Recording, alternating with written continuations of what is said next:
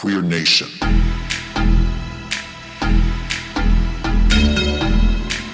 Boa noite a todos. Para quem está participando pela primeira vez, meu nome é Inaí Cortez, eu sou historiadora da arte, formada pela UFRJ e mestre em Estudos Contemporâneos das Artes pela UF. Hoje o nosso tema é Teoria Queer e Mulheridades, e a Marcela vai começar falando um pouquinho desse título. Lembrando que o nosso curso está sendo realizado pelo edital Viver Cultura, pela CECEL. Bom, minha gente, boa noite.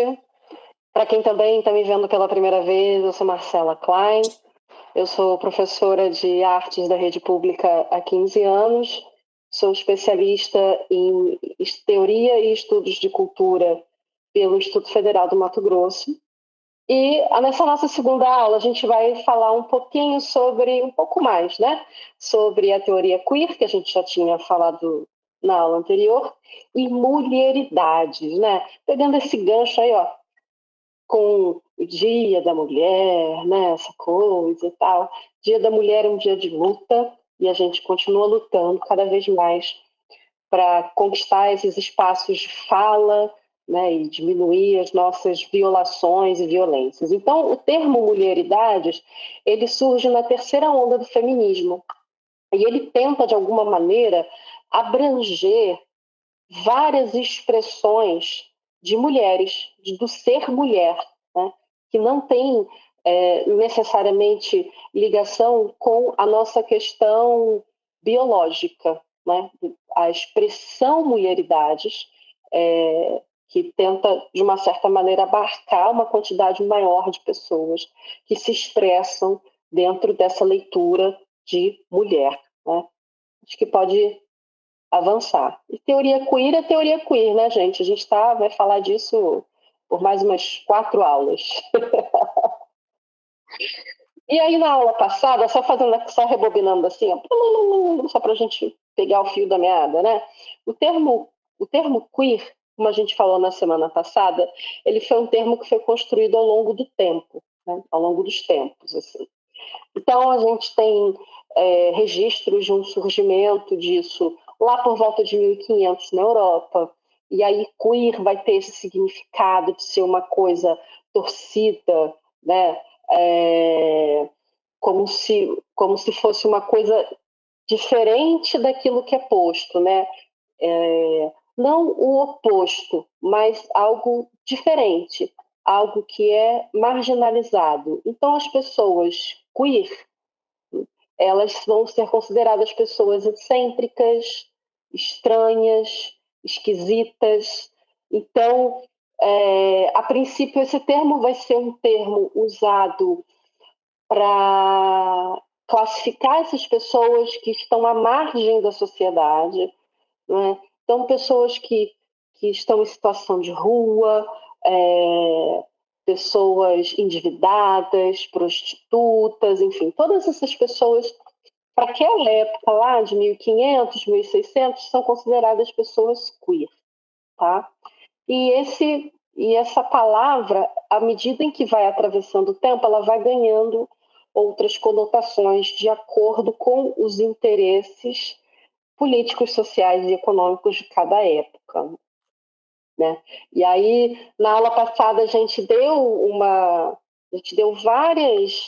vários pontos assim ao longo do tempo para mostrar como que essa teoria queer foi se desenvolvendo até chegar aonde a gente conhece teoria queer hoje, e a gente também vai falar um pouco mais sobre isso.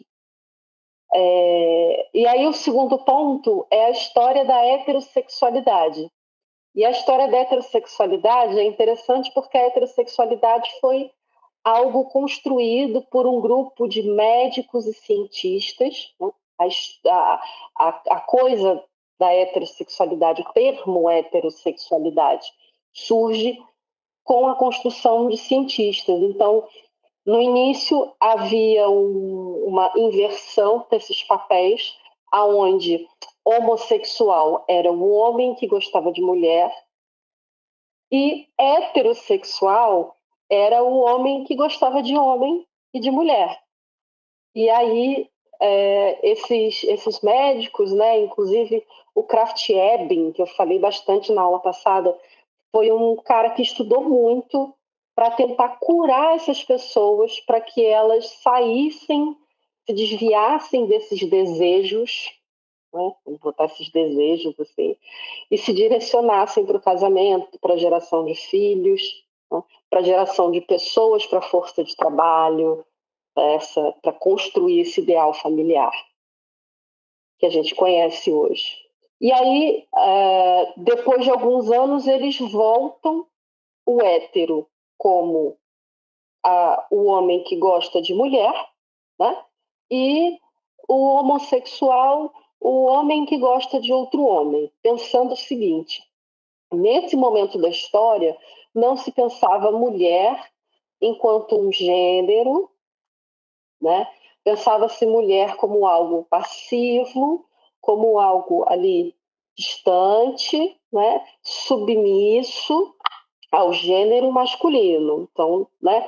Pensar que toda essa estrutura que a gente conhece hoje foi construída estudando apenas o gênero masculino. E aí? E aí a gente viu também como a indústria cultural ela vai influenciar nessa concepção de gênero, tanto nesse sentido binário, heteronormativo, né, como nos papéis de gênero, a famosa família margarina que a gente vê aí, né, nas novelas, nos comerciais. E também a gente se debruçou sobre 3 obras de Claude Cahun, não sei se vocês se lembram, né, que era um fotógrafo, que já ali, né, não binário, embora não binário nem existisse em 1920, e a gente se debruçou também sobre o trabalho do artista Fefa Lins, brasileiro, e Ishigarbas, né, que foram obras que falaram ali sobre o gênero em movimento, que trouxeram essa reflexão, né, de como o gênero ele não tem a ver, né, com a biologia, com algo que você nasce, mas essa construção social e cultural do gênero.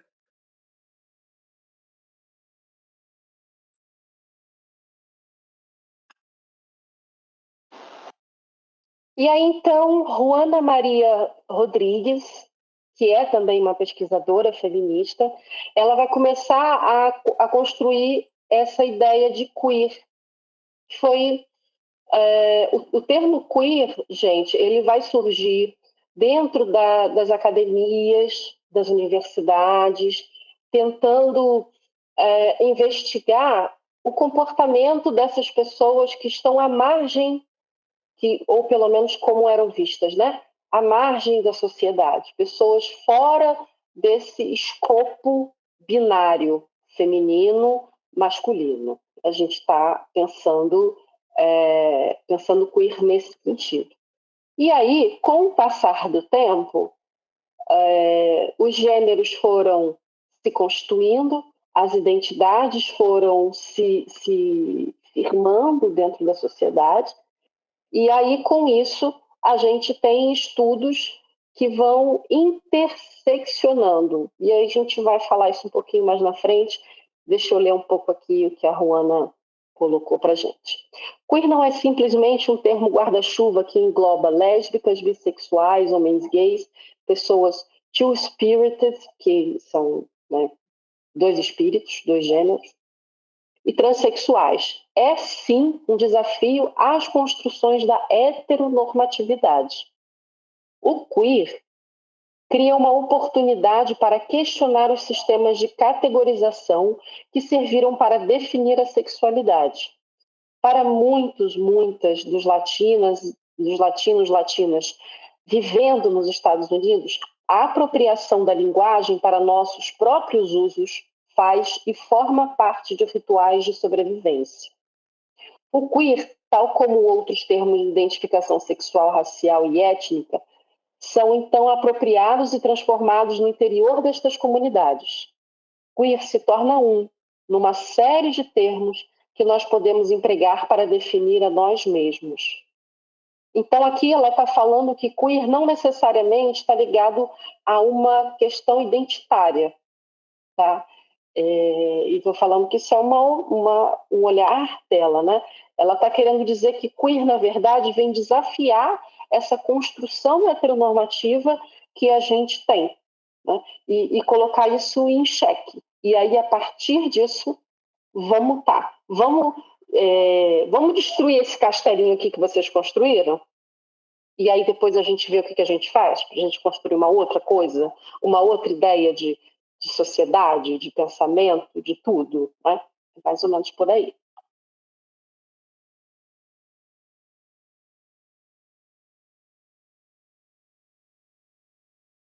E aí a Ana Marie, que é também outra pesquisadora feminista, ela também vai muito nesse sentido, e ela coloca queer no sentido que o adjetivo invoca na expressão teoria queer, é o produto de pressões e negociações culturais e sociais que enriqueceram o debate em torno de questões sobre identidade gay e lésbica. Gente, é legal a gente parar para pensar o seguinte, porque acho que isso não foi muito bem colocado na aula passada, ou talvez a gente não tenha falado, não estou lembrando mais. Mas na década de 80 e na década de 90, se firmou muito a identidade do homem gay e da mulher lésbica. Essas duas identidades, elas literalmente inauguram a nossa história dentro dessa sigla que cada vez mais abarca novas pessoas, né? Novas identidades, novas expressões. Mas naquele período tinha até, para quem é das antigas, para quem já tem cabelo branco, né? Quem lembra do GLS, né? Que eram gays, lésbicas e simpatizantes, tem essa conotação aí. Essas identidades, elas começam a se formar ali e elas vão se firmando como se elas caminhassem na frente das outras que foram se construindo ao longo do tempo, tá? Talvez o mais significante na perspectiva queer seja a problematização de índole pós-estruturalista. Aí a gente está falando de Foucault, de Derrida, que a gente falou na aula passada, né? Da compreensão da identidade promovida pela liberação gay e pelo feminismo lésbico, que passa a ser entendida em termos de relações e operações de poder. A deslegitimação de noções de identidade liberalistas, étnicas e, não raro, separatistas, produziu as condições de emersão do termo queer no contexto teórico e político. A não especificidade do queer resguarda-os das críticas feitas às tendências exclusionistas expressas pelas identidades gay e lésbica. Então, a Ana Marie ela vai começar a questionar como e a gente vai falar sobre isso com mais detalhe um pouquinho mais para frente, mas ela está aqui já dando para a gente a primeira pincelada, né, de como o gay e a lésbica estão um pouquinho lá na frente dentro das lutas das suas identidades e de pertencimento e de tudo aquilo que realmente se julga necessário para viver, né? Vamos lá, Inês. E aí, aqui trazendo uma pesquisadora brasileira, a Ana Cecília Acioli, da UFAL, que é do Departamento de Linguística, Letras e Artes, ela vai trazer o seguinte pensamento para a gente. Apesar de ter suas origens relacionadas ao movimento de gays e lésbicas, queer marca um rompimento importante com suas práticas liberacionistas baseadas predominantemente em categorias identitárias fixas e definidas. Então, aqui ela vai trazer para a gente a importância do movimento queer quando ele rompe com essa identidade fixa. E é muito interessante quando a gente repara, né, no movimento LGBTQIAPN+, ele não abarca todas, né, as sexualidades e identidades de gênero, e isso é muito evidente quando a cada ano a gente inclui uma nova sigla, né? Isso é um sinal de que o movimento ele não está abarcando. E queer fala justamente sobre isso.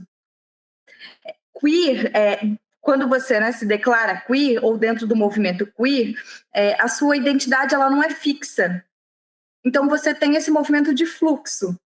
Você está ali livre para experimentar todas as sexualidades e identidades sem que você precise se definir categoricamente, né? Que é o que a gente vem fazendo aí, né? Dentro do LGBTQIA+. E essas categorias também trazem alguns outros riscos. E é claro que esse movimento, inclusive essa afirmação dessa identidade, foi politicamente importantíssimo, né? Muitos dos direitos políticos foram conquistados graças a essas afirmações identitárias, mas hoje, em 2024, a gente já pode pensar isso para fora de uma categorização, né? E como isso pode ser produtivo.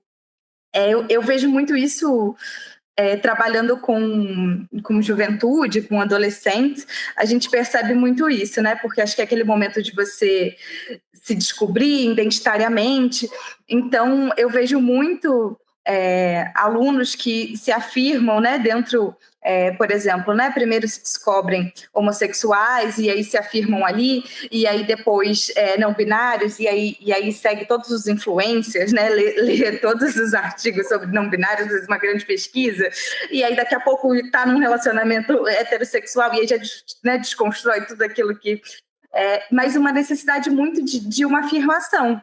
E o quanto isso pode ser ruim também, né? Porque se você se entende, né, nesse lugar queer enquanto um fluxo, você não precisa necessariamente se afirmar categoricamente, né? Porque você entende que a sua sexualidade e que a sua identidade de gênero, ela está em fluxo, ela está em construção e ela nunca vai estar pronta. E isso é uma parte da vida, né? Isso é viver. Então isso é um dos pontos centrais do movimento queer, que eu particularmente acho bastante interessante.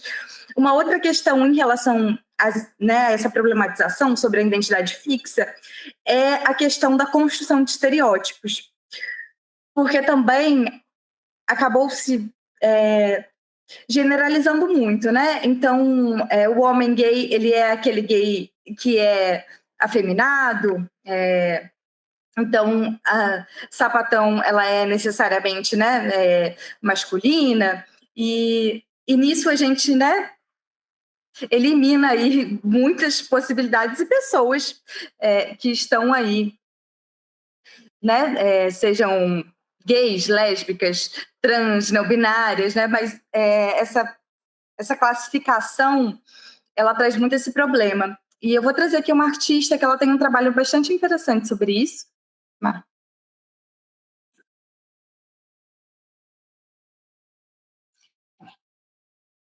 Esse trabalho aqui, Cara de Sapatão, ele é dessa artista Letícia Lobo.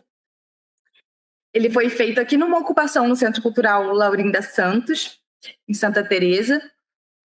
E é bem interessante, né? Você tinha essa imagem, né? Cara de sapatão e algumas orientações ali, né? Então, colhe o adesivo nas fotos das mulheres que têm cara de sapatão. Se quiser saber se seu palpite está correto, entre em @cara de sapatão no Instagram. Se postar alguma foto da exposição, marque Cara de Sapatão. Então, é uma espécie de uma instalação fotográfica interativa, onde você tinha fotos de diversas mulheres lésbicas, e aí você tinha pequenos adesivos, escrito Cara de Sapatão. E aí você poderia colar esses adesivos, né, em mulheres que você achasse que tivessem cara de sapatão. Mas isso traz justamente essa questão, né? Porque são várias mulheres, a gente consegue ver ali, né? Muito diferentes. E qual é a cara de sapatão, afinal? Né? É esse questionamento aí que a artista traz pra gente.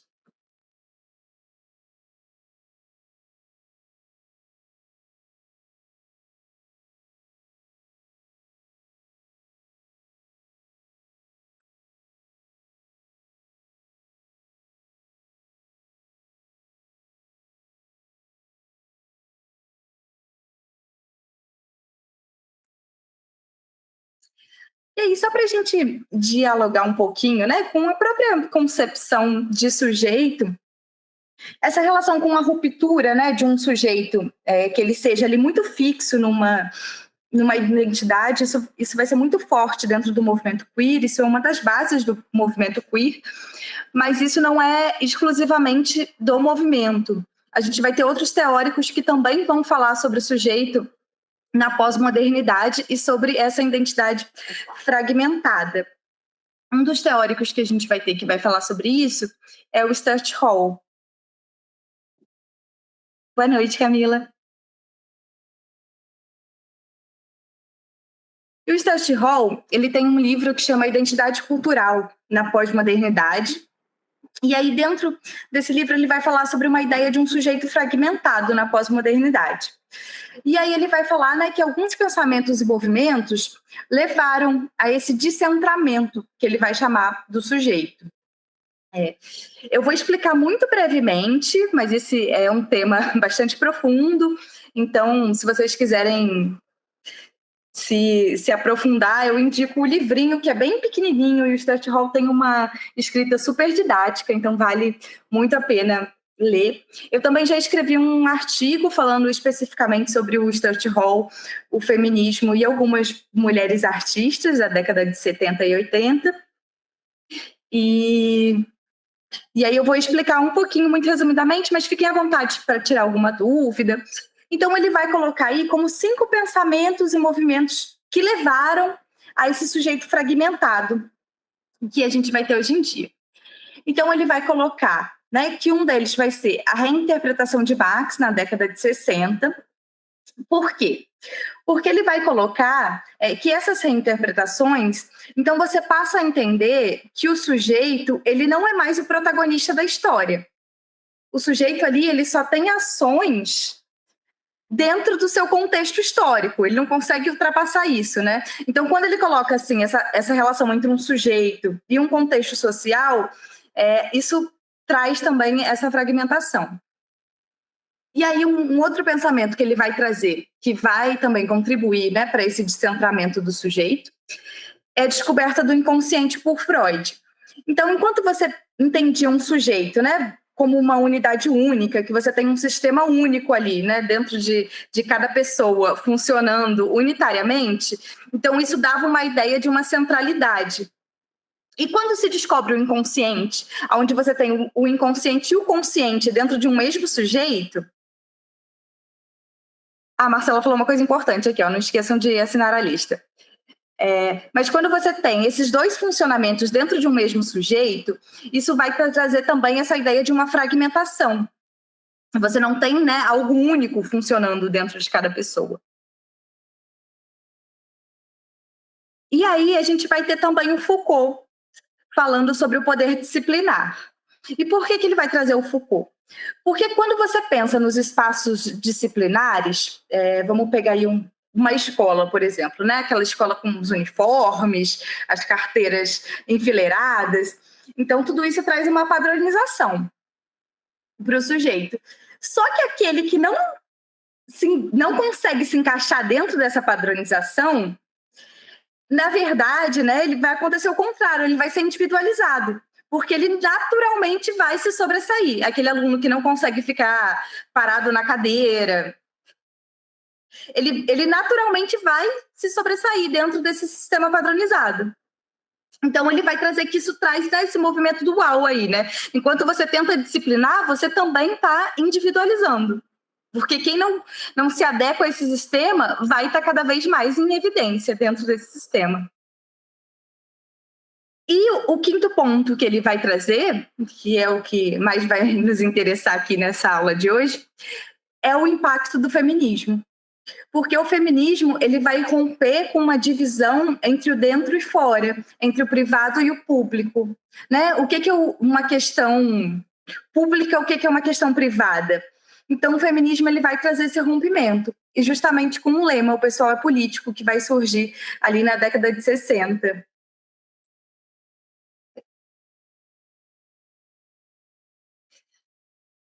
E aí, pegando esse gancho aqui do feminismo, a gente vai ter a interseccionalidade. A interseccionalidade ela vai surgir na terceira geração do feminismo. O que ela quer dizer? Quando a gente fala em interseccionalidade, a gente está dizendo que a experiência de ser mulher ela não é única. As questões de gênero, as violências de gênero, as vivências, elas não são únicas. elas são atravessadas por outras experiências sociais. Então, uma coisa é você ser uma mulher branca classe média, lésbica. Outra coisa é você ser uma mulher negra lésbica de classe baixa. Outra coisa é você ser uma mulher trans. Então, uma mulher trans indígena. Então, ela vai trazer essa reflexão de que essa experiência de ser mulher e as necessidades de equidade de gênero, elas variam. E isso não, e elas se relacionam, né, gente? Não é que você vai sofrer um preconceito por ser lésbica, depois você vai sofrer um preconceito por ser negra, não. Tudo isso está muito relacionado.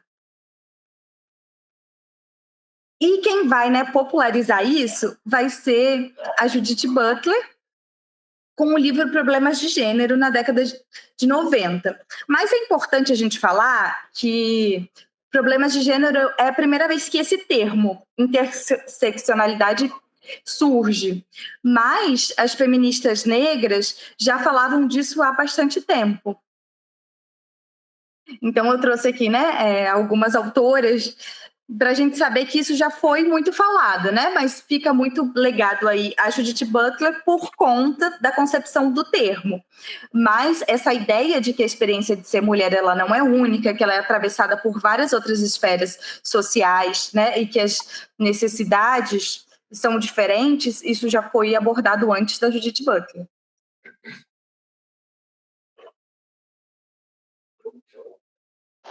Eu acho legal, Inaí, você colocar isso, porque a gente tem sempre a imagem de que é a Judith Butler que inaugura esse pensamento, né? E, na verdade, não. Existiram outras que já falavam sobre isso e que não tinham a mesma visibilidade que tem a Judith Butler, né? E por aqui, por essa imagem, a gente já entende isso, né?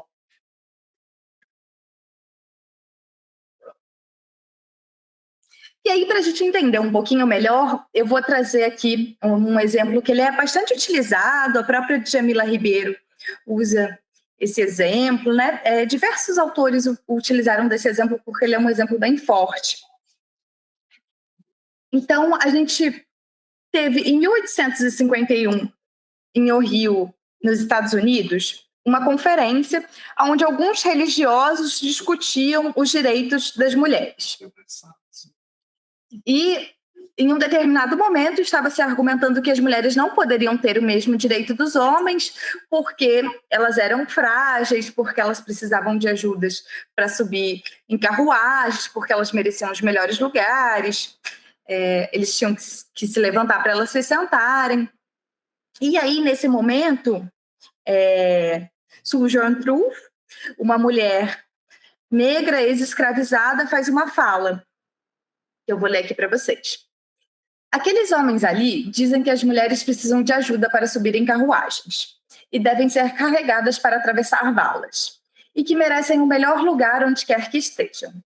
Ninguém jamais me ajudou a subir em carruagens ou a saltar sobre poças de lama e nunca me ofereceram melhor lugar algum. E eu não sou uma mulher? Olhem para mim, olhem para meus braços. Eu arei e plantei e juntei a colheita nos celeiros, e homem algum poderia estar à minha frente. E eu não sou uma mulher? Eu poderia trabalhar tanto e comer tanto quanto qualquer homem, desde que eu tivesse oportunidade para isso. E suportar o açoite também. E eu não sou uma mulher? Eu pari 13 filhos e vi a maioria deles ser vendida para a escravidão. E quando eu clamei com a minha dor de mãe, ninguém a não ser Jesus me ouviu. E eu não sou uma mulher?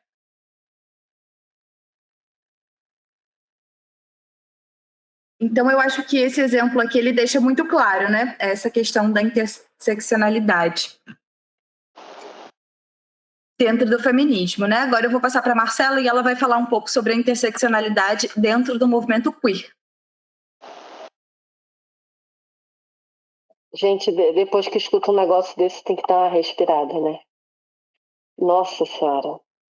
Bom, então aí eu vou trazer um teórico, né, que é o Anselmo Pérez Alois, ele estuda bastante a teoria queer e os diversos desdobramentos que vêm acontecendo. E aí eu trouxe aqui alguns textos que tratam disso, pegando o gancho um pouquinho do que eu já comecei a falar lá atrás, né? Os estudos gays e lésbicos são frequentemente identitários. Daí sua aposta em imagens positivas de gays e lésbicas na mídia, sua insistência em políticas identitárias e de representação, e sua problemática relação com a margem da margem. Gays afeminados, lésbicas masculinizadas, sujeitos transexuais ou transgêneros, e com as subjetividades exóticas, gente, exóticas bem em parênteses, tá? Afrodescendentes, latinas, nipônicas, imigrantes, orientais, etc. Independente da identidade de gênero reivindicada. A homossexualidade nem sempre é tratada em conjunto com a problematização dos binarismos de gênero. Não raro, recai-se em universalismos essencializantes que, me parece, podem ser bastante problemáticos. Por vezes, os estudos gays reiteram o modelo branco, masculinista e viril de homossexualidade, quase tão excludente quanto o modelo branco burguês e heterossexual da masculinidade. E aí os estudos queer, por sua vez, eles são pós-identitários, anti-essencialistas e consideram a identidade como precária, histórica, contingente e performativa. Então, aqui, nesse texto, ele já começa a apresentar um problema dessa limpeza, né? Essa coisa assim, clean. O homem gay tem que ser de um jeito. Ele aparece lá na televisão daquele jeito, que é o jeito aceito, né? Todo mundo aceita aquele da. Aí a mulher lésbica, ela tem que ter um tipo de comportamento, um tipo de vestimenta. E aí, quando essas pessoas se relacionam, os relacionamentos eles vão estar muito pautados dentro do pensamento heteronormativo. Foi até um pouco que a gente falou da outra vez, né? Ah, você é ativo? Ah, você é passivo? Quer dizer, isso tudo muito ali fazendo aquela limpeza, né? Você tem que dar um lustre assim para ser aceito pela sociedade. Passa para mim, por favor, né? Os estudos gays e lésbicos buscam a integração na sociedade civil de matriz heterossexual pautada pelo Estado e pela nação.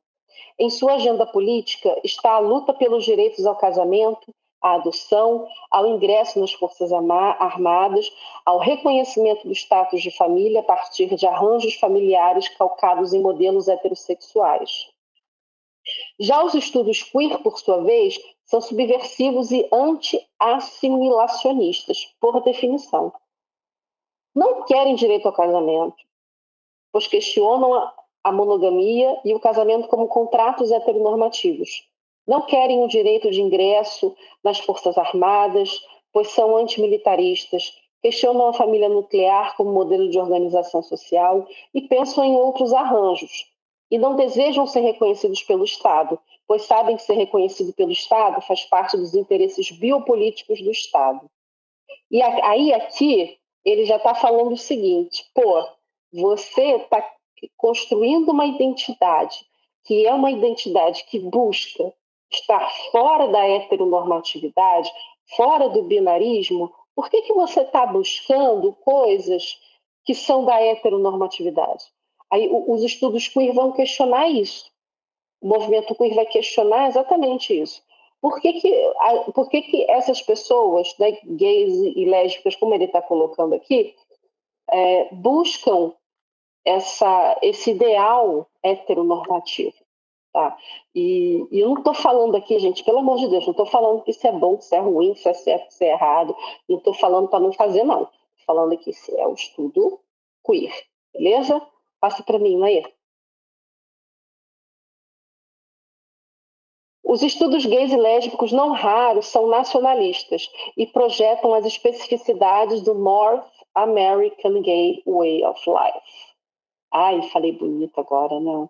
Como modelo universal de homossexualidade.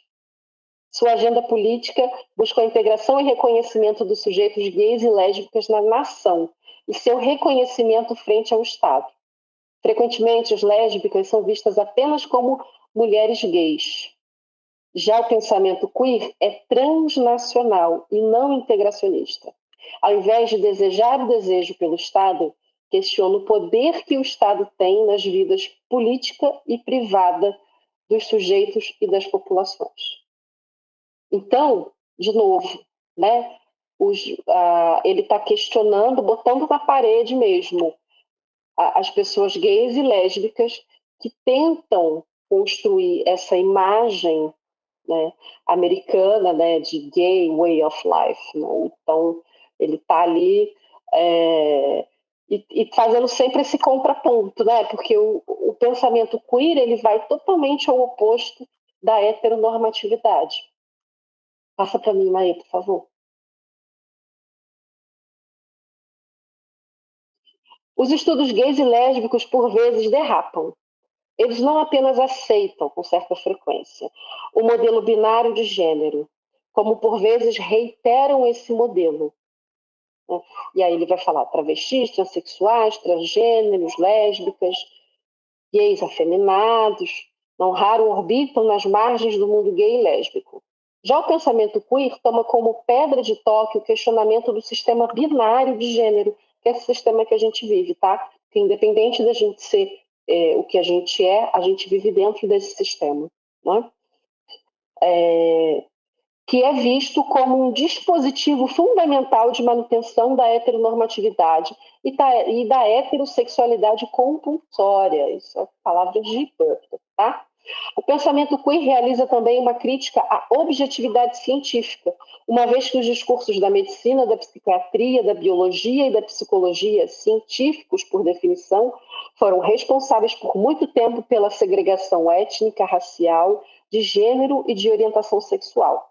Basta que se lembre aqui as teorias científicas utilizadas para justificar o racismo e para patologizar qualquer expressão sexual fora do interesse do Estado. Ver nesse sentido as discussões de Foucault acerca de disciplina e de saber-poder. Ele está se baseando no Foucault e na Butler para trazer esse trecho para a gente, né? Então, eu acho que esse trecho também está super bem, né, bem explicado. Você pode passar, Inaí, para mim?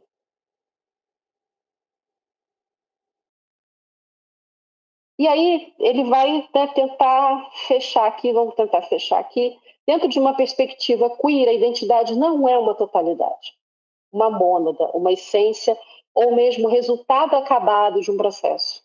A identidade, tal como o próprio sujeito, é concebida como performatividade, isto é, como resultado de processos discursivos iteráveis e reiteráveis ao longo do tempo.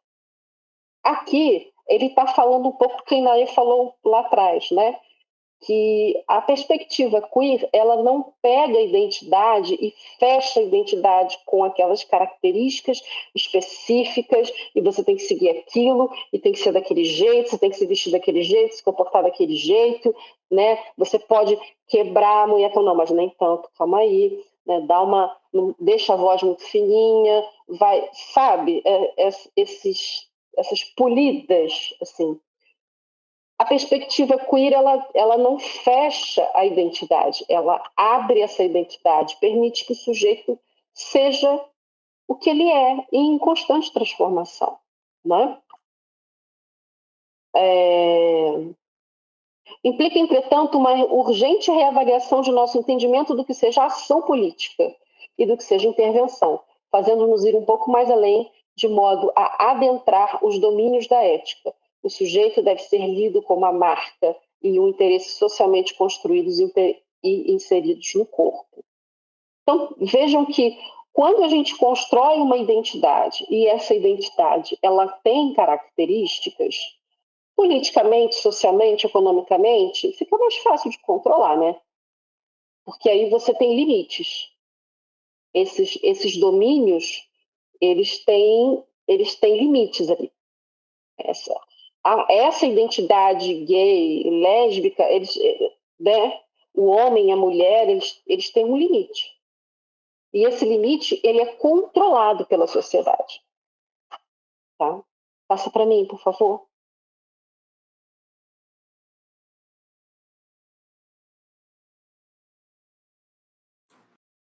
E aí eu vou trazer aqui o pensamento da Gracia Trujillo, que é uma pesquisadora da Espanha.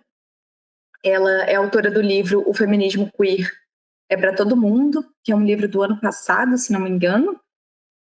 E é muito interessante, né? Ela vai, só para a gente pensar aqui esse trecho. Queer não é uma identidade, é um estado. Queer é uma crítica às políticas identitárias segregadoras.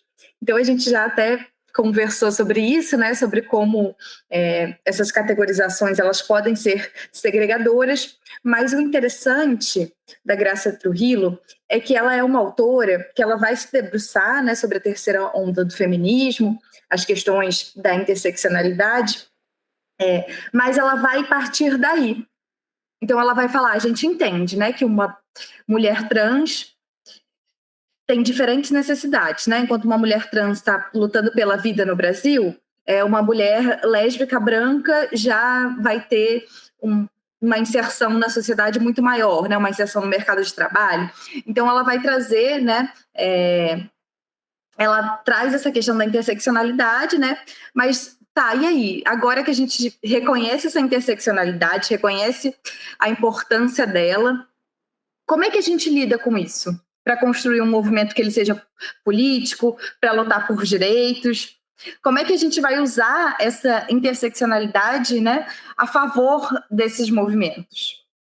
E aí ela vai falar muito sobre os pontos de confluência, né, sobre ali pontos, buscas por direitos que vão ser de todo mundo pertencentes, né, a esses grupos.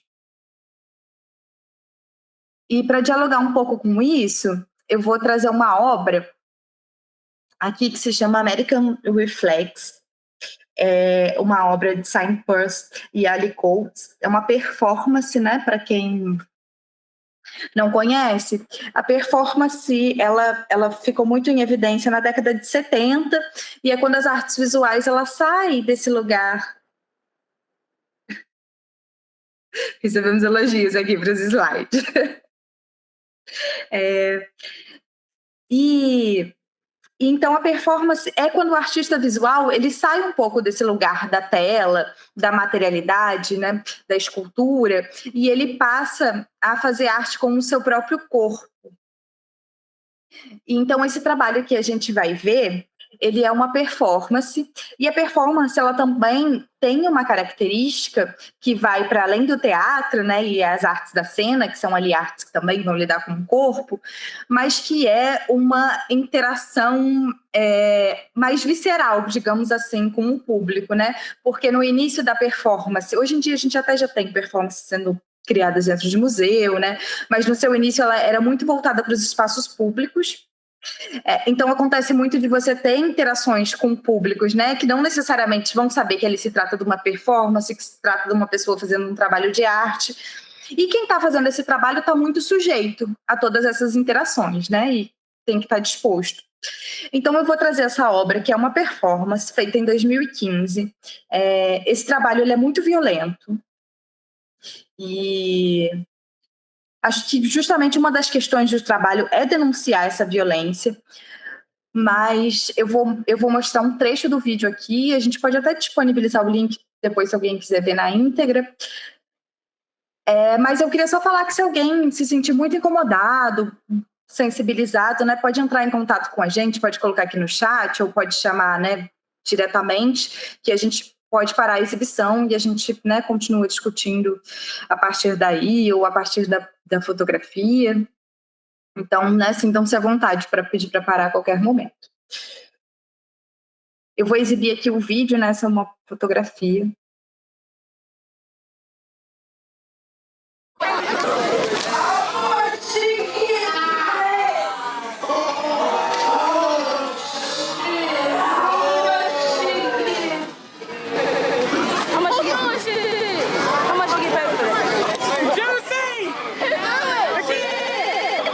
Y'all get paid for this? You should get paid for this. Oh, man.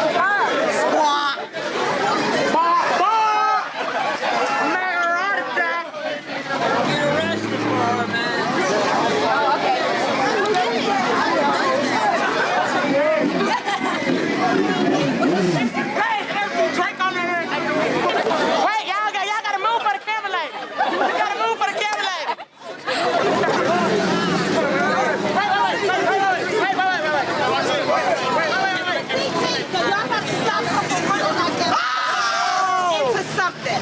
Can she see?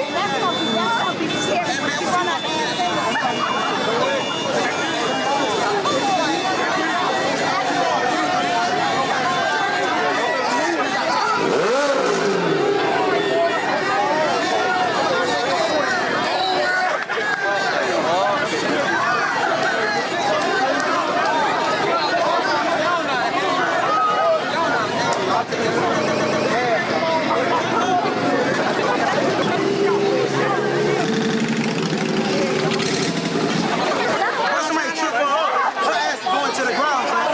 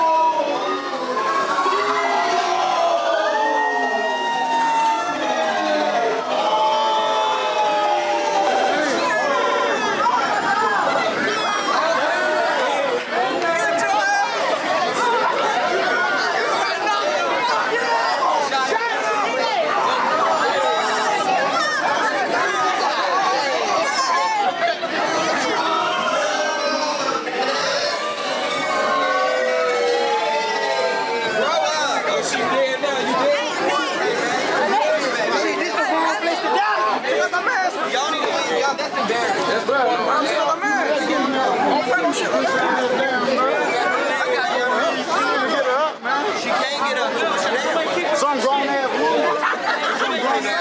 She just looked out that way.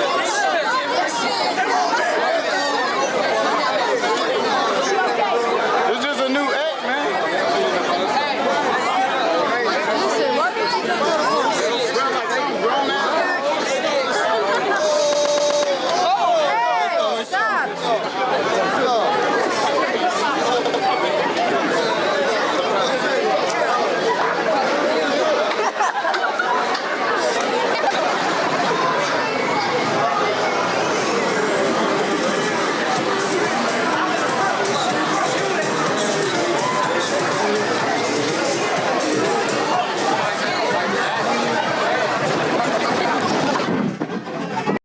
Essa performance ela foi realizada em 2015 na Carolina do Sul e a gente pensou de fazer uma nuvem de palavras com vocês, porque elas trazem diversas questões, né? Eu e a Marcela, a gente já ficou horas conversando sobre elas, e aí a gente pensou de talvez fazer uma nuvem de palavras, né? E aí vocês pudessem colocar ali algumas questões que despertou em vocês.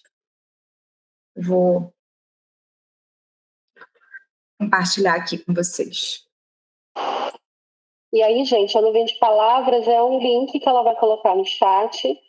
Vocês vão abrir o link e vão colocar lá 3 palavras de sensações, do que vocês perceberam, do que aquilo causou em vocês.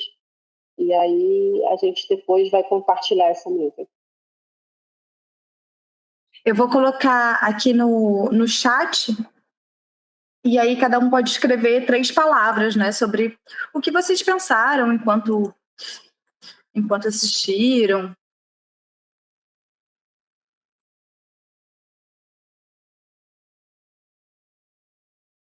Aí é só vocês entrarem nesse link que já vai aparecer para vocês a opção de...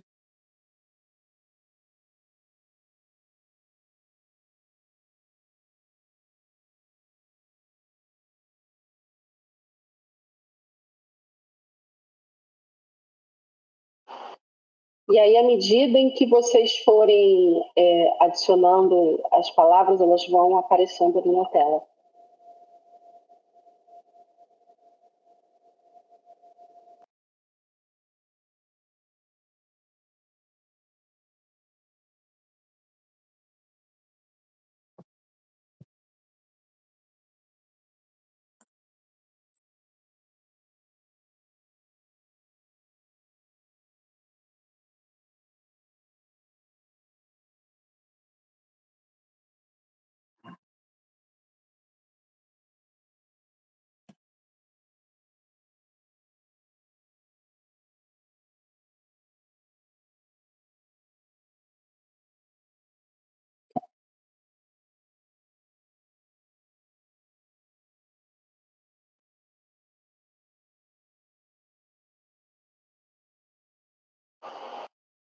Nossa, gente, está muito legal essas palavras, hein?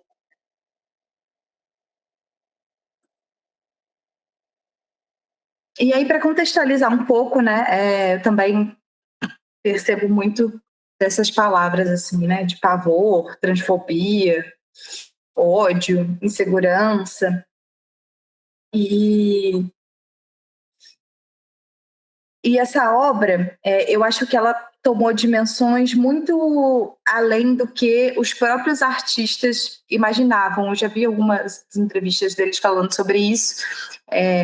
Eles até supunham que poderia ter alguma atitude violenta, assim, mas eles não imaginavam, assim, foi muito extremo, assim, foi muito além do que eles previam.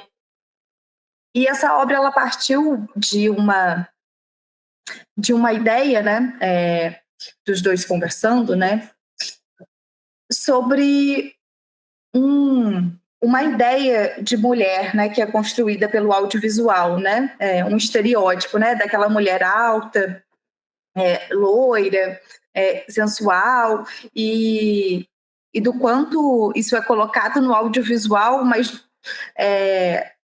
o quanto essa mulher é praticamente, né, irreal, como ela é moldada ali, mas ela vai falar um pouco mais sobre isso daqui a pouco. Mas partiu desse lugar, né, de uma mulher que é colocada aí como o ideal, mas como é que é essa mulher na sociedade, né? E aí, a partir disso, eles criaram essa performance, a ideia de ser um espelho, né, no rosto também traz muito esse significado, né? O próprio nome da obra é American Reflex. Então você pensa aí, né, que as pessoas, né, que cometeram essa violência também muitas vezes se viam cometendo essa violência, né? Eu acho que isso é uma questão que o trabalho faz com muita potência, né, de colocar as pessoas frente a essa violência de gênero que elas estão ali cometendo. E eu acho que isso entra muito na questão queer, que a gente estava conversando no começo da nossa aula, sobre como, né, a nossa sociedade, ela categoriza muito. E aí, né, da dificuldade e da violência que a gente tem quando a gente se depara, né, ali com uma pessoa cuja a gente não sabe a identidade. Então, assim, você vê que uma das grandes questões ali, né, do público interagindo com a obra, é que ela tirasse a máscara para entender ali qual é essa identidade, né? Uma das grandes questões é esse binarismo de gênero também, né? Se é um homem ou se é uma mulher, né? A gente vê muitas discussões ali na obra sobre isso, né? Mas, assim, por que isso influencia no comportamento do público?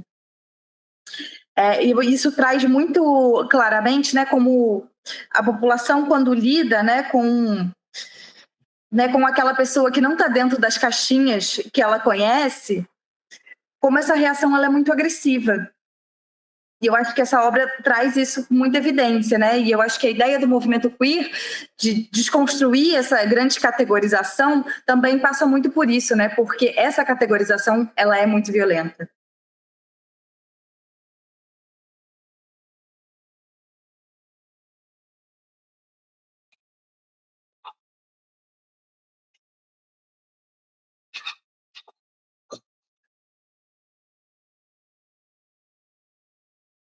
Quer falar alguma coisa, Marcelo?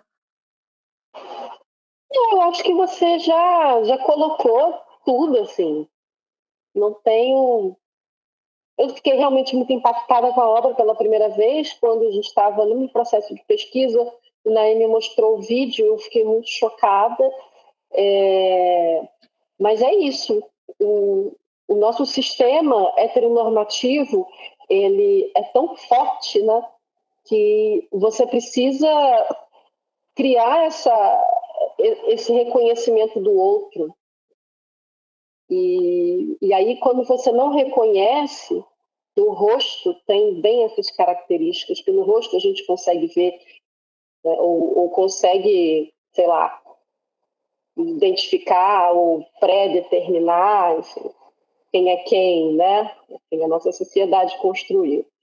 Então, esse incômodo de não conseguir olhar para o rosto da pessoa, de não saber quem é essa pessoa, né, faz com que essa pessoa se torne extremamente vulnerável. E mais vulnerável ainda, porque essa pessoa performa um corpo feminino, performa um corpo sensual, que provoca na rua, e que dança, que faz, não sei o quê, e isso deixa ainda mais evidente o quanto que todas as mulheres e as mulheridades que a gente conhece, elas estão realmente vulneráveis às violências e violações.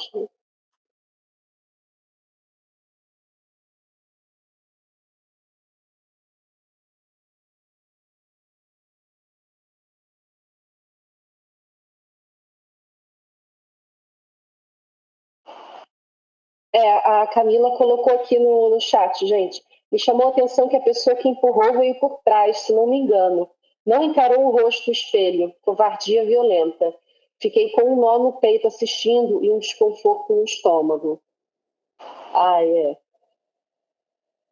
É forte, né? É forte, mas a gente traz essas obras justamente para... pouquíssima gente conhece, né?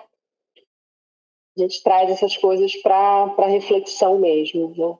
Que a coisa da violência já é algo tão naturalizado que muitas das vezes essas obras elas realmente precisam ter um impacto maior, né? Ou elas simplesmente evidenciam essa violência que a gente que a heteronormatividade tenta normalizar, né?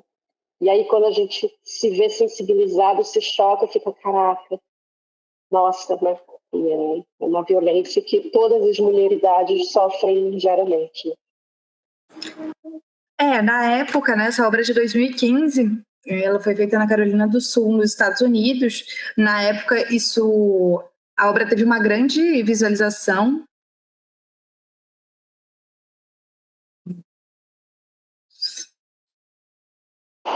O Fique está colocando aqui, ó. Lembro de ter assistido essa performance na época e já era ruim, e revendo hoje, pós-transição, é pior ainda. Cara,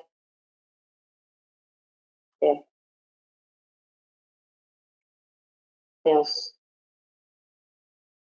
E essa obra trouxe para a pauta muito a questão da violência, da transfobia, porque ela foi muito visualizada, assim. Então, isso em alguns jornais da Carolina do Sul, a obra teve essa força, assim, né, de trazer para a pauta, que embora a gente, né, saiba que cruelmente são cenas muito recorrentes, eu acho que essa filmagem, ela traz essa visibilidade, né?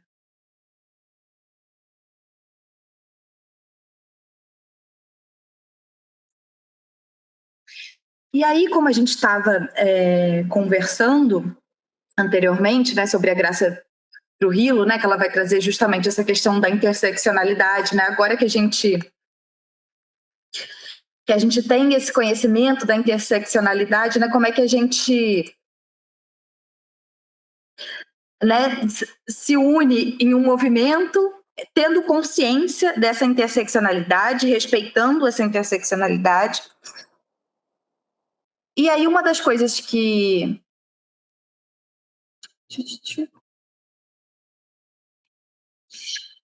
é comum, né, às mulheridades é a questão do corpo feminino como um corpo público, né? Seja de uma mulher cis, branca, negra, parda, seja de uma mulher trans, né? O corpo feminino ele sempre ocupa esse lugar, né? De um corpo público, de um corpo que pode ser assediado, de um corpo que pode ser violentado, de um corpo, né? Que as pessoas se sentem muito à vontade para emitir qualquer opinião sobre ele, né? Seja aí no carnaval falando da Paola aí, né? Todo mundo se acha aí no direito de julgar o corpo da Paola, ou seja, no seu Natal, quando você chega, né? E aí todo mundo sente muita vontade para falar que você tá gorda, que você tá magra, que o seu cabelo tá assim, que o seu cabelo tá assado. Então, essa questão, né, do corpo da mulher, ela é uma questão que vai atravessar todos os segmentos sociais. Essa violência com o corpo, isso faz parte, assim, isso vai atingir todas as mulheres, de todas as esferas sociais.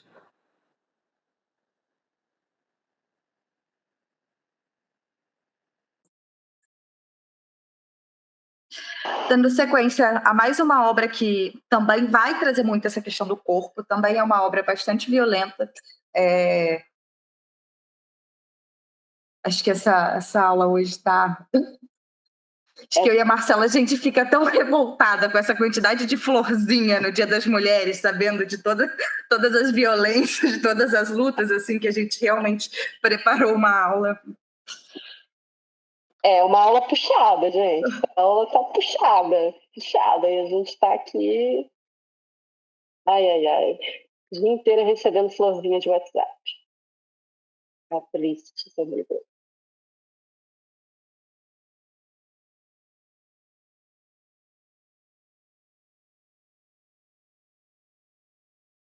Essa é uma obra de uma artista chamada Sigalit Landau, espero ter falado certo.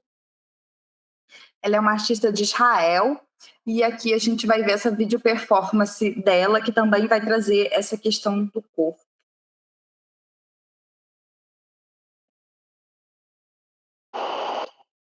Preparem-se, gente.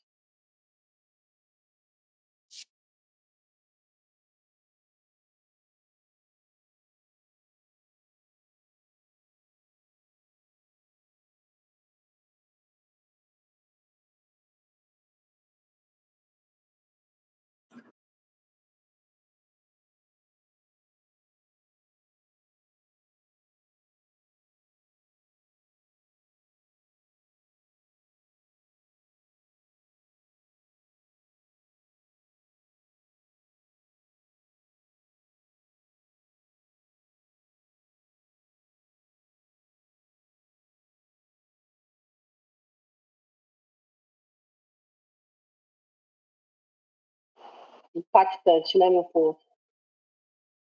Ai, meu Deus. Tô pensando aqui, né? Será que faz outra nuvem? Acho que não, né? Acho que as pessoas, se quiserem comentar alguma coisa, pode comentar no chat. Gente, o chat está liberado. Pode mandar aí. Porque essa também, apesar de ser mais rápida, ela também é muito forte. Né? E aí, pode falar melhor aí. Eu estou voltando aqui para...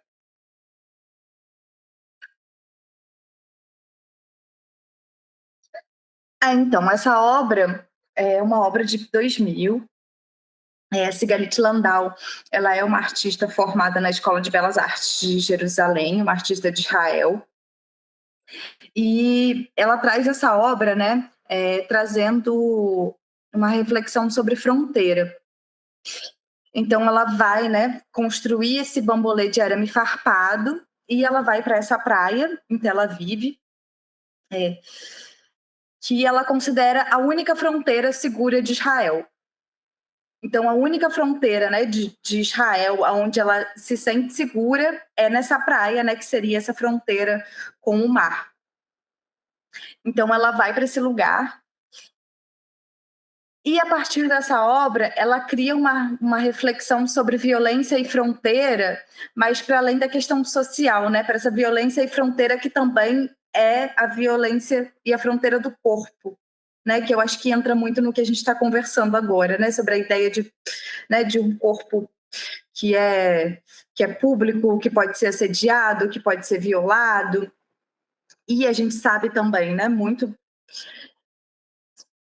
né, enfim, nesses cenários de guerras, é muito comum, né, as mulheres serem muito violentadas, assim, por exércitos. Então ela vai trazer muito essa reflexão, né, entre esse lugar de violência, né, de uma violência social de guerra e essa violência contra o corpo, né, contra o corpo da mulher. Ela vai trazer isso de uma maneira muito visceral.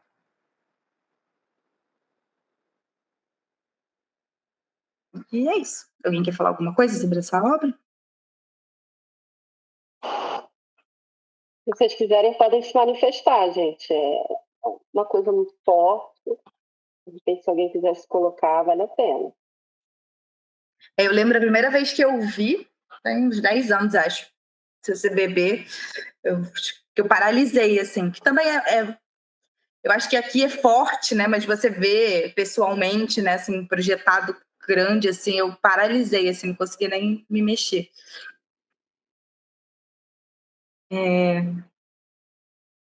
Mas é isso, então. Já dá um nervoso mesmo. Mas a gente promete que é a última obra tão violenta assim, tá? A partir de agora a gente pega mais leve, mas eu acho que não tem como a gente, né, falar sobre teoria queer, sobre mulheridade, sobre corpo e não trazer essas questões.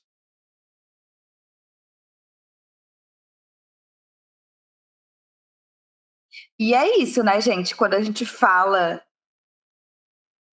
sobre arte, né, a gente também está falando sobre vida, né? É difícil você desassociar a arte, né, de um artista da vida dele, né? Então, quando a gente traz, principalmente para nossas aulas, muitos artistas queer, é claro, né, que todas essas vivências elas vão estar muito presentes nessas obras. Mas aí aqui para a gente vir um pouquinho aqui para o Brasil. Em 1956, o artista Flávio de Carvalho, ele também vai fazer uma performance chamada Experiência número 3. Então, ele vai criar o que ele chama de traje tropical. Então, ele cria, né, essa saia plissada e essa camisa de listras.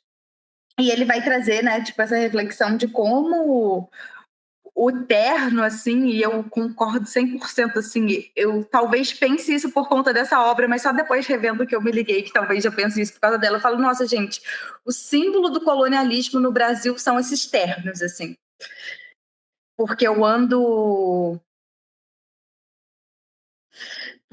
pelo centro do Rio de Janeiro, assim, e vejo, né, porque ali tem a Bolsa e tudo mais, né, aqueles prédios, e vejo esse povo de terno em 40 graus, eu falo, gente, essa vestimenta não tem nada a ver com o nosso país, assim, isso realmente é um símbolo de que a gente é colonizado, assim, porque é um calor infernal, sabe, você vê as pessoas claramente derretendo ali, né, fica no ar-condicionado o dia inteiro, mas em algum momento sai para almoçar, e aí você vê, e aí o Flávio de Carvalho vai trazer essa reflexão, também trazendo uma reflexão, né, sobre gênero, sobre papel de gênero, sobre, né, sobre vestimenta. E ele vai então criar esse traje tropical em 1956, e aí ele sai em São Paulo, né, e ele anda no sentido contrário a uma procissão. A gente não tem vídeo desse trabalho, essa fotografia é o único registro. Mas aí, então, ele também vai sofrer diversas violências aí, e aí, para não ser linchado, a polícia intervém na performance, e aí ele vai embora da procissão, aí, né, assegurado ali pela polícia.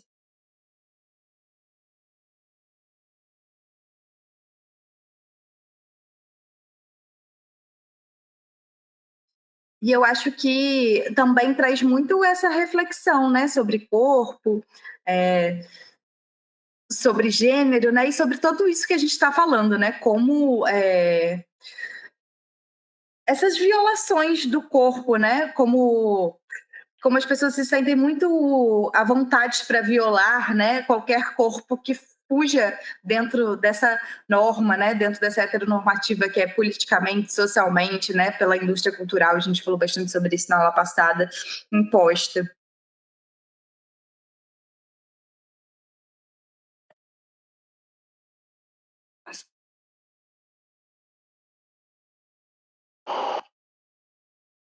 Ah, agora vamos lá. Vocês conhecem a teoria King Kong? Já ouviram falar nessa teoria? É a teoria de uma escritora feminista. Isso aí, Stephanie. A teoria King Kong é de uma feminista chamada Virginie Despentes. E eu queria ler esse texto para vocês. E eu estou pensando até em projetar. O que você acha, né? Projetar o texto? Ou deixa a imagem e eu leio o texto? O que você acha? Deixa a imagem que você lê, acho que é melhor. Tá. Então, no livro dela, Teoria King Kong, ela faz um manifesto. O primeiro trecho, assim, né? A primeira parte do livro, ela faz um manifesto. E eu coloquei só um pedacinho desse texto aqui. Eu vou ler ele inteiro para vocês. Escrevo a partir da feiura e para as feias, as caminhoneiras, as frígidas, as mal comidas, as incomíveis, as histéricas, as taradas, todas as excluídas do grande mercado da boa moça. E começo assim, para que tudo fique bem claro. Não me desculpo de nada, não vim para reclamar. Não trocaria de lugar com ninguém, porque ser Virginie Despentes me parece um assunto muito mais interessante do que qualquer um. Me parece formidável que também existam mulheres que gostem de seduzir, que saibam seduzir, e outras que saibam se casar. Que existam mulheres que cheiram a sexo e outras a merenda dos filhos que saem do colégio. Formidável que existam algumas muito doces, outras realizadas em sua feminilidade, que elas sejam jovens, muito bonitas, ou coquetes e radiantes. Francamente, fico muito feliz por todas aquelas a quem convém todas as coisas como estão. E digo isso sem a menor ironia. Eu simplesmente não sou uma delas. Com certeza, não escreveria o que escrevo se fosse linda. Linda o suficiente para mudar a atitude de todos os homens que cruzam o meu caminho. É do ponto de vista de uma proletária da feminilidade que falo, que falei ontem e que recomeço hoje. Quando estava desempregada, não sentia vergonha alguma de ser pária, somente raiva. É a mesma coisa como mulher. Não tenho a menor vergonha de não ser uma super boa moça. No entanto, fico louca de raiva quando, na condição de mulher que me interessa pouco aos homens, as pessoas tentam me convencer, sem parar, de que eu não deveria existir. Nós sempre existimos. Mesmo que nunca se fale de nós nos romances escritos por homens, que eles só consigam imaginar mulheres com as quais gostariam de transar. Nós sempre existimos, mas nunca falamos. Mesmo hoje, quando muitas mulheres publicam romances, raramente encontramos personagens femininas de aspecto físico desagradável ou medíocre, incapazes de amar os homens ou de serem amadas por eles. Muito pelo contrário, as heroínas contemporâneas amam os homens, os encontram com facilidade, transam com eles em 2 capítulos, gozam em 4 linhas e adoram sexo. Para mim, a figura da perdedora em matéria de feminilidade é mais que simpática, é essencial. Exatamente como a figura do perdedor social, econômico ou político. Prefiro aqueles que não conseguem o que querem pela boa e simples razão de que eu mesma não consigo. E porque, em geral, o humor e a inventividade estão do nosso lado. Quando não temos do que nos gabar, somos, na maioria das vezes, mais criativos. Como mulher, sou mais King Kong do que Kate Moss. Aqui ele está falando do King Kong e daquela mocinha loura, tá? Sou esse tipo de mulher com quem não se casa, com quem não se faz filhos. Falo desse meu lugar feminino sempre de maneira excessiva, muito agressiva, muito barulhenta, muito gorda, muito brutal, muito peluda, sempre muito viril, como me dizem.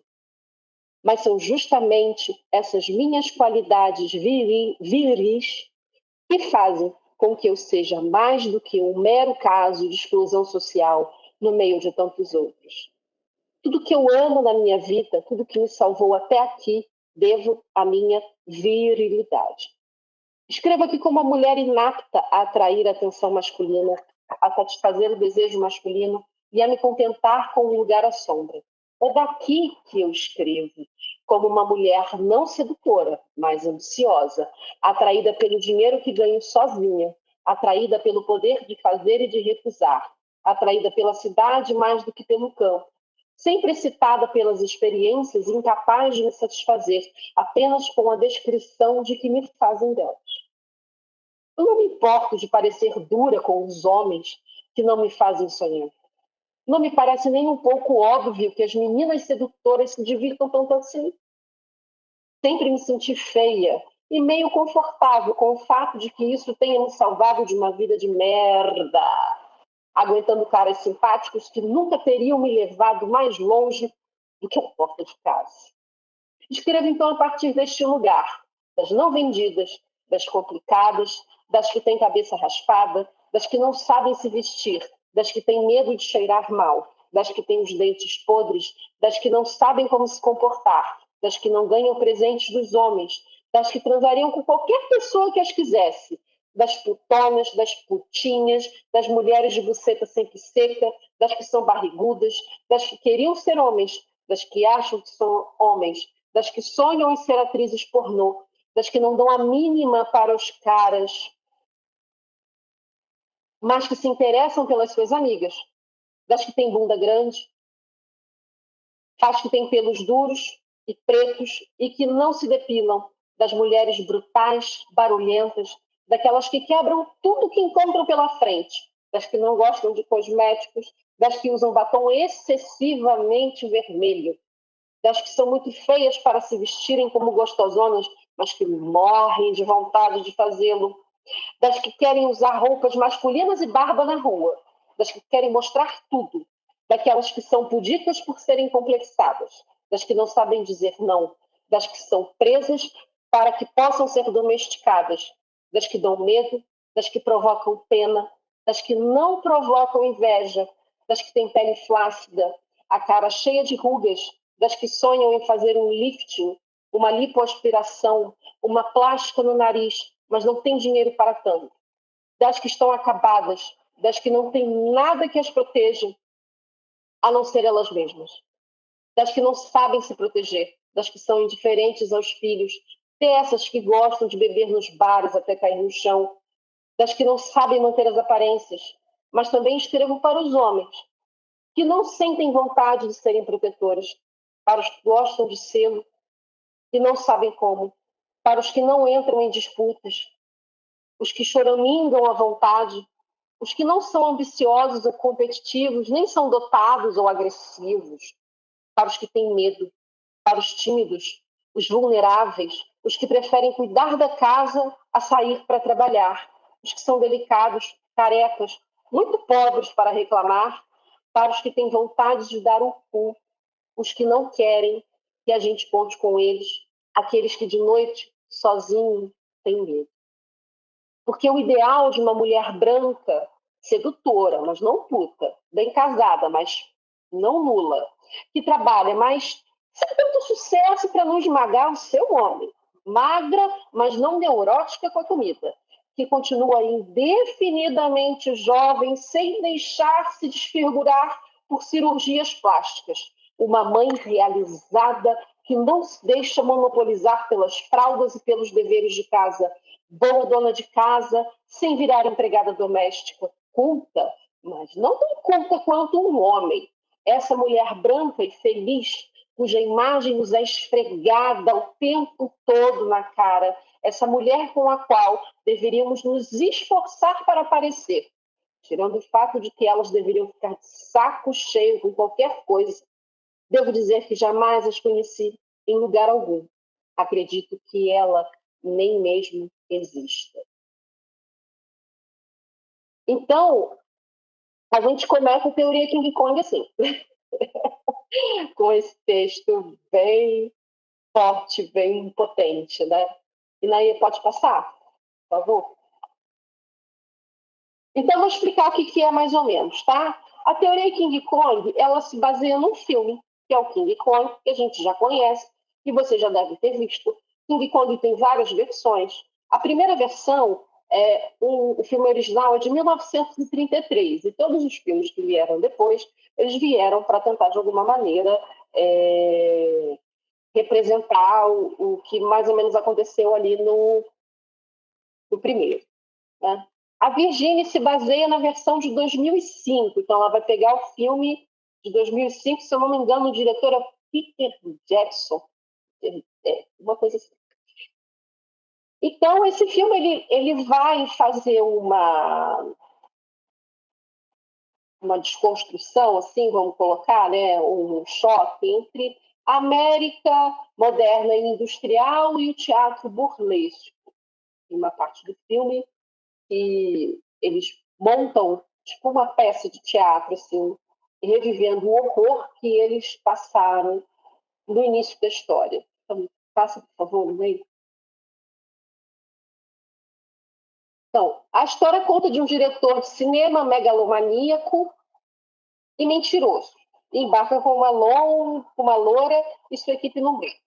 Ela é a única mulher do bar. Tá? Uma mulher loura, aquele modelo de mulher branca que a gente nunca viu, só no cinema. A ilha para a qual eles se dirigem não existe nos mapas, chama-se Skullland. E nessa ilha existem pessoas que vivem de uma forma diferente da forma como se vive na cidade. Eles vivem mais em contato com a natureza, de uma forma que a gente, heteronormativamente, classifica como selvagem. Então, tudo aquilo que a heteronormatividade coloca como selvagem vai ser totalmente diferente do modelo de vida que a gente está acostumado. E vai ser sempre uma coisa horrível, e vai ser sempre uma coisa que dá medo, e vai ser sempre uma coisa ruim. Tá? Vai, passa aí, por favor. E aí, quando essa equipe chega Quando essa equipe chega na ilha, eles enfrentam insetos gigantes, animais que parecem órgãos genitais, assim, uma coisa bem doida. E aí, no final, eles pegam a atriz, a única loura, e oferecem ela como oferenda para o King Kong, que parece que é a criatura que domina essa ilha. E o legal é que o King Kong ele não aparece como um gênero. Aparentemente, ele não tem gênero. Ele não aparece assim, gênero no sentido biológico que eu estou falando, né? Bem heteronormativo que eu quero dizer. Ele não tem nenhuma característica nele que nos informe qualquer coisa. Ele é uma criatura gigante, muito forte e parece bem poderosa dentro dessa ilha. Então, ele vai funcionar como essa visão, segundo Virginia Despentes, né? Essa visão que a heteronormatividade tem da sexualidade antes do século XIX, antes de Krafft-Ebing, né? Antes da imposição dos gêneros, enfim. E a loura, ela vai representar essa formação de gênero que a gente tem na sociedade hoje. Então, esses dois, a criatura e a loura, eles se encontram e eles criam uma certa afetividade sexual, mas não tem conotação sexual. Assim. Eles se afinizam e se protegem ao longo da narrativa. Pode passar.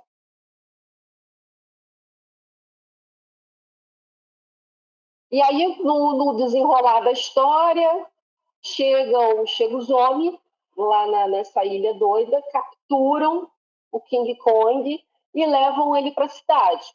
E aí, na cidade, ele é exposto lá num teatro, deram, de repente, sei lá, vários tranquilizantes para que ele ficasse lá de boa, não sei o quê, tal. E aí está lá o teatro burlesco rolando, né?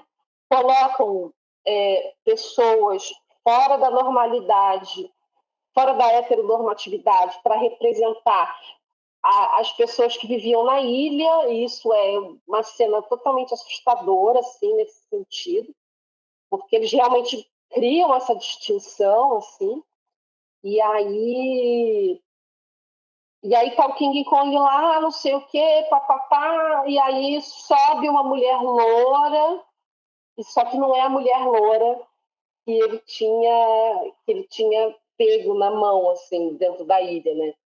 E aí o King Kong fica revoltado, sai quebrando tudo e vai correndo para procurar essa loura, que é a Kate Moss. E aí a Kate Moss, ela não foi para a apresentação de teatro, ela não aceitou participar dessa exibição ridícula, mas ela era a única pessoa que poderia controlar a fera.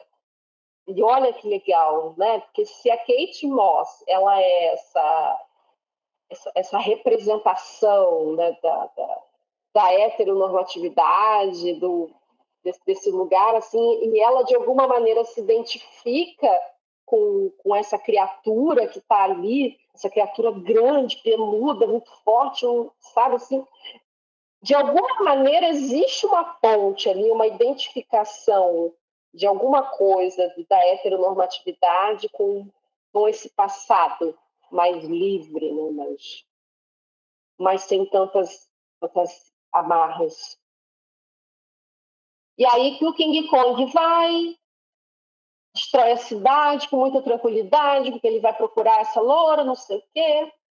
E aí, no final, os homens, aparece um exército, né? Aquela força masculina, a força da heteronormatividade vai e derruba essa experiência com algo diferente da normalidade.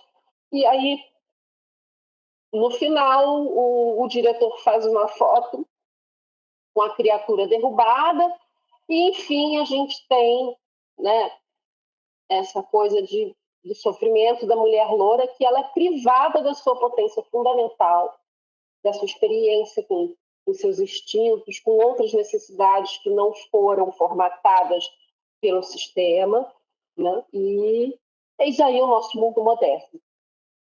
Faça, meu amor, por favor. Então, aqui, basicamente, é o resuminho que eu queria colocar, né? A Loura e a equipe é esse modelo vigente de heteronormatividade que entra numa ilha que não está no mapa, quer dizer, é um lugar que não é mapeado, que não é controlado pela heteronormatividade. Então, eles entram lá, capturam a maior representação daquilo, trazem para a cidade, e aí a cidade entra em confronto com aquilo. Porque, ao mesmo tempo que é uma criatura grande, temorosa, muito forte, todo mundo quer ter contato com ela. Todo mundo quer ver. Todo mundo quer ter essa experiência. Então, de uma certa maneira, a heteronormatividade ela busca né? Sempre instintivamente ter contato com essas coisas, com essas realidades, com essas experiências que estão fora do seu escopo. Então, a Virginia Despentes ela vai colocar o King Kong como a representação para ela, né? A representação dessa mulher que está totalmente fora dos parâmetros heteronormativos. E é uma mulher forte, e é uma mulher dominadora, e é uma mulher que não tem limite. E se você coloca isso para a sociedade, se você se coloca, se você, mulher, dentro de todas as mulheridades que a gente tem, se você se coloca enquanto mulher na sociedade, forte, desbravadora, que sai quebrando tudo no sentido literal, né? Sai quebrando tudo, sai conquistando tudo, você é considerado um monstro. Isso que é o ponto base assim, dessa teoria. Pode passar, meu bem.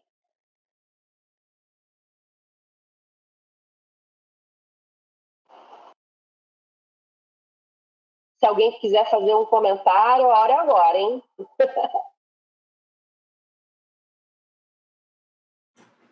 Vocês já conheciam a teoria King Kong e o filme? Já tinham visto?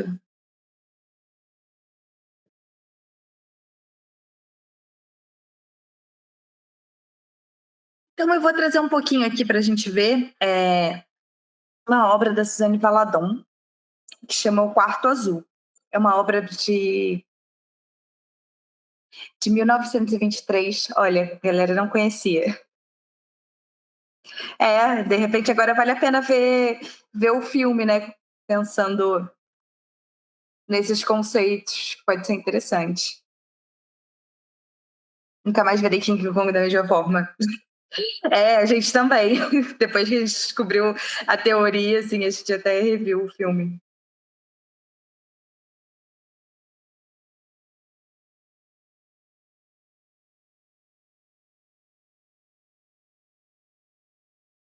Exatamente, Camila.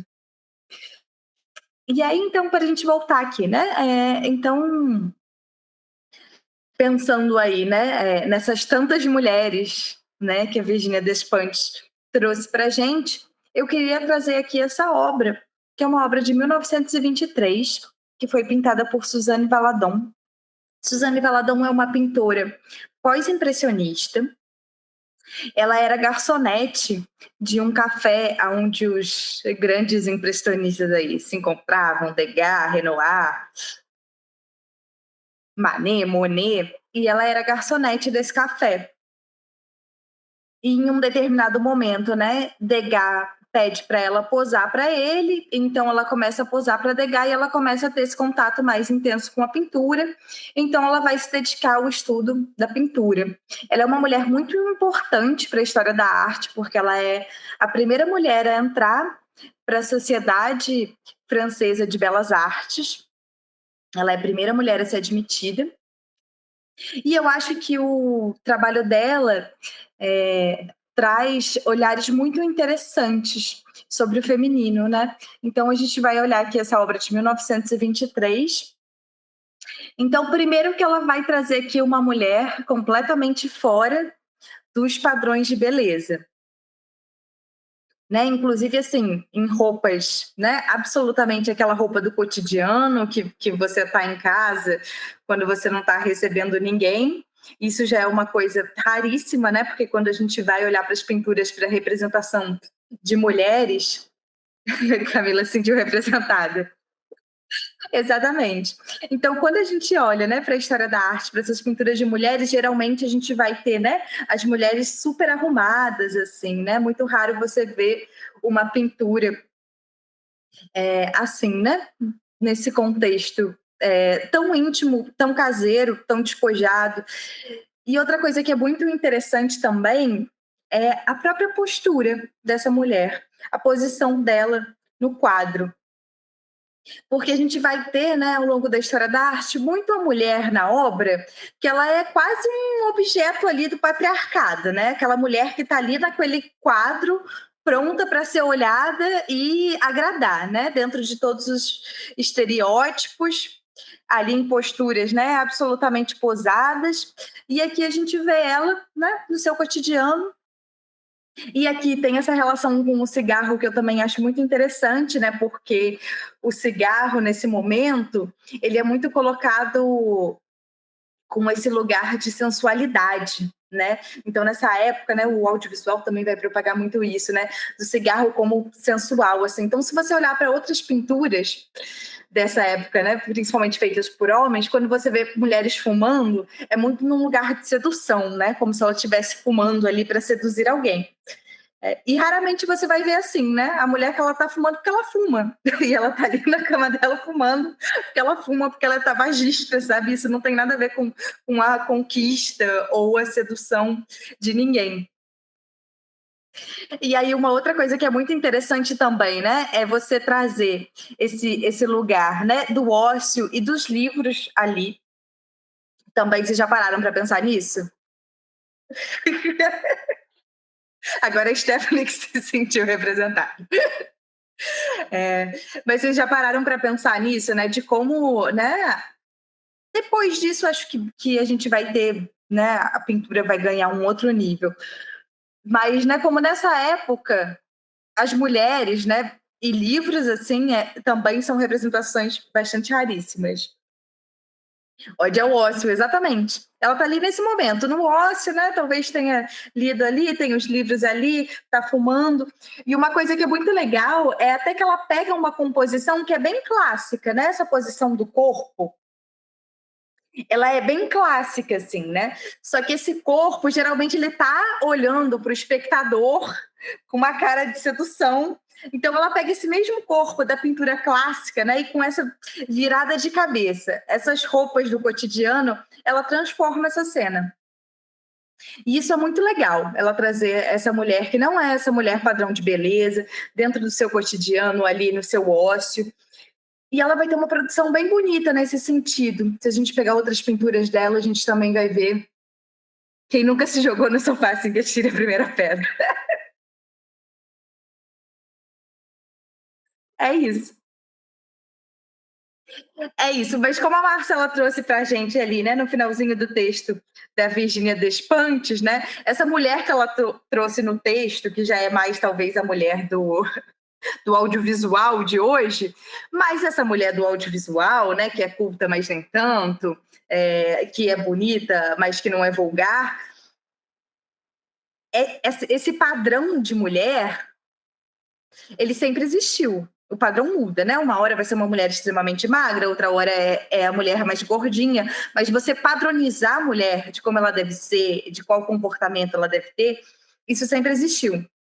E o audiovisual vai fazer isso com muita força. Mas antes disso, a pintura também fazia. E aqui é bom a gente olhar para esse momento, né? De uma mulher que desconstrói essa normatividade e esse padrão que a pintura trazia.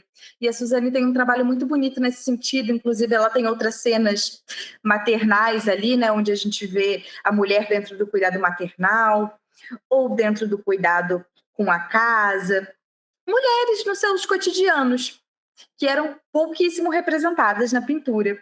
Então, estamos aqui com a Suzane. E para finalizar nossa aula, a gente vai conhecer a Daiane Arcos, que eu sou apaixonada. Aproveitando que Inaí está fazendo seu momento de hidratação, vou aproveitar para lembrar vocês, quem não assinou a lista de presença, assina, tá? A gente vai deixar a lista de presença. Quem não conseguir assinar durante a aula, pega o link e assina, porque a gente precisa ter esse controle de quantas pessoas participaram, quantidade de horas, para emitir o certificado. Beleza? É isso. Então, a gente vai conhecer aqui a Daiane Arcos. Vamos começar com uma frase dela que ela vai citar ali no finalzinho da sua vida, que é uma fotografia é um segredo, sobre um segredo. E quanto mais ela conta, menos você sabe. E isso é muito legal, assim, ela fala isso porque ela vai trabalhar com fotografia documental. E a fotografia documental, ela tem muito esse estigma, né, da fotografia que mostra a realidade. E ela, como uma fotógrafa documental, fala isso. Uma fotografia é um segredo sobre um segredo. E quanto mais ela conta, menos você sabe. Eu acho muito interessante, assim, né, essa frase vindo de uma fotojornalista. Acho que mais fotografia documental do que fotojornalista. Mas então a Daiane Arbus, ela é uma fotógrafa americana. Ela teve seu primeiro contato com a fotografia a partir do marido dela, que também era um fotógrafo. E então ela começa a auxiliar ele, mas isso vai acontecer dentro da fotografia de moda. E a fotografia de moda vai ter justamente esse papel, né, de criar esses padrões, de reforçar esses padrões de beleza, de postura, de comportamento, esses papéis sociais, né? Essa fotografia de moda que a gente conhece aí de Vogue, Marie Claire. Mas, em um determinado momento, né, ela também tem algumas questões de relacionamento, ela começa a se destacar na fotografia e ele assina as fotos dela, né? Aquela coisa clássica da história da arte que a gente vê aí na produção da maioria das mulheres casadas com homens artistas.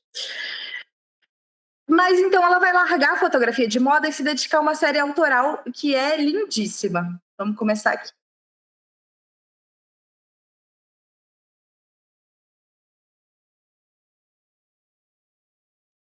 Então, a Daiane Arbus, o que ela vai fazer? É interessante que talvez ela nem conhecesse o movimento queer, né? Mas eu acho que ela é muito uma fotógrafa queer, pensando aí, né, na origem do movimento, como a gente falou, né, que queer, a princípio, era um termo utilizado para falar sobre as pessoas, né, que estavam fora da norma ali, né? Sejam, né, os mendigos, as prostitutas, todas as pessoas que fugiam de uma norma, seja de sexualidade, de uma norma moral, de uma norma, né, de estrutura física.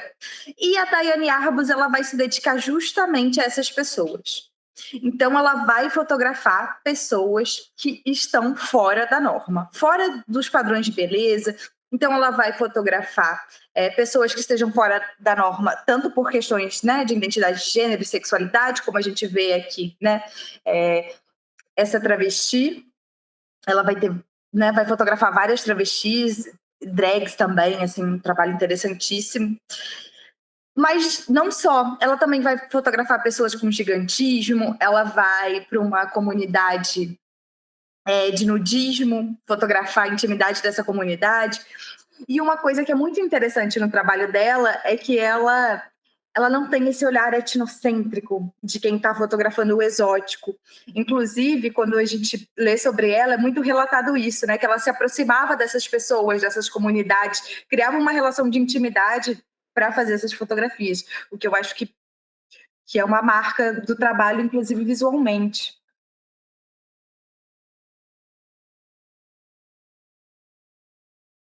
Então, aqui a gente vai ter mais uma fotografia dela. Ela vai também fotografar por muito tempo um hospital psiquiátrico e também uma instituição que trabalha com crianças com síndrome de Down. São as fotografias dela mais famosas, acho que são essas. E uma coisa que é muito interessante do trabalho dela é que ela foi muito criticada, e uma das críticas que se levavam a ela é que a fotografia, que quando você fotografa pessoas, né, com uma deficiência, por exemplo, você teria que fotografar com um olhar de caridade. Eu não sei se vocês conseguem formular essa história do olhar de caridade enquanto imagem, assim, mas talvez se vocês pensarem em comerciais de TV, assim, né, de instituições, talvez vocês consigam lembrar dessas fotografias. Então, uma das críticas era essa.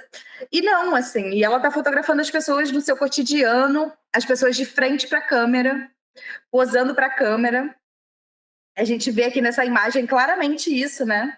E é legal, assim, porque ela não vai fotografar, por exemplo, uma hora de um tratamento, né?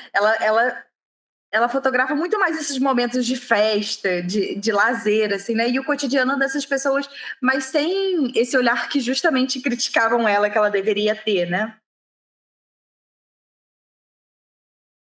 E é interessante isso, né? Como a imagem reproduz preconceitos ou não, né? A gente fala muito pouco sobre isso.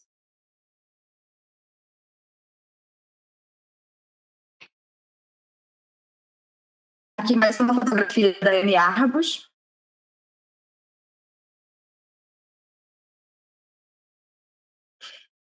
Ela vai se dedicar muito também, né? A fotografar travestis e drags na década de 70, inclusive todo o processo. São fotos bem bonitas. Uma das marcas dela é o preto e branco.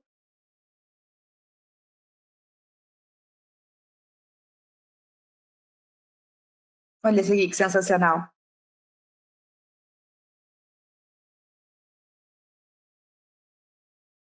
Eu acho que essa retrata muito bem, né? Essa fotógrafa que sai da fotografia de moda, né? E vai justamente para as pessoas que estão completamente fora dessas normas, né? De corpo.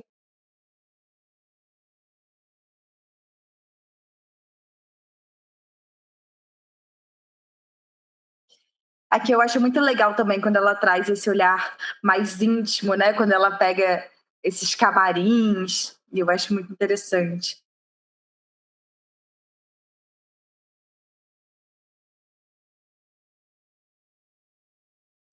E é isso, minha gente.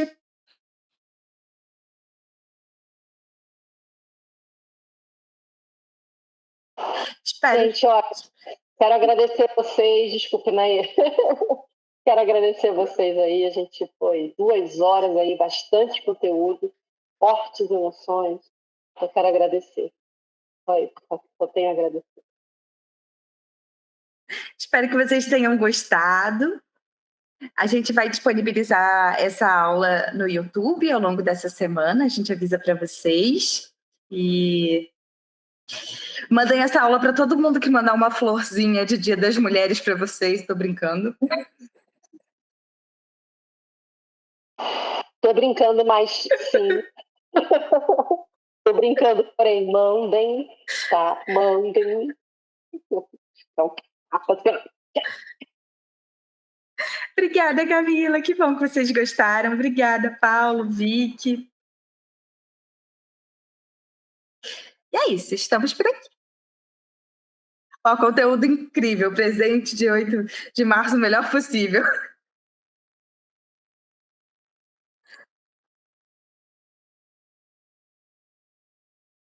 Você está sem áudio, Marcelo? para a gente também é um super presente poder proporcionar isso, né? Muito legal. Poxa, Paulo, o Sebastião Salgado não cabe nesse curso. Teria que fazer muita, muita força para trazer ele aqui. Buscar muita conexão. Mas falei só na brincadeira, tá? Porque não tem como lembrar de Sebastião Salgado sem lembrar de Naemi me contando. Não, mas eu vou fazer um curso de Sebastião Salgado só para você. Agradeço. Obrigado. Mas então é isso, meu povo. Bom final de semana. Nossa próxima aula, que dia? A próxima aula é dia 22 de março. Então, 22 de março, estamos de volta.